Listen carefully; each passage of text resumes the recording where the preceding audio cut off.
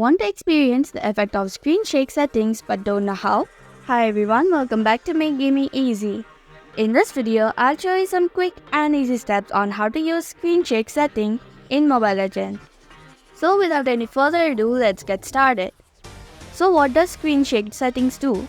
It generally shakes the screen when certain skill is used to let the player experience the game better. It also provides a vibration while matchmaking and vibrates the phone as a warning when the player hasn't tapped on the enter button while matchmaking. This is before screen shake is turned on. Now to turn on screen shake, tap on settings icon in the top left corner of your screen. Tap on button. You can see the difference before and after turning on screen shake settings. And that's how you can screen shake settings in Mobile Legends. Thank you for watching Make Gaming Easy. Hope this video was helpful. If it was, then hit the like button and comment down if you have any questions or feedback.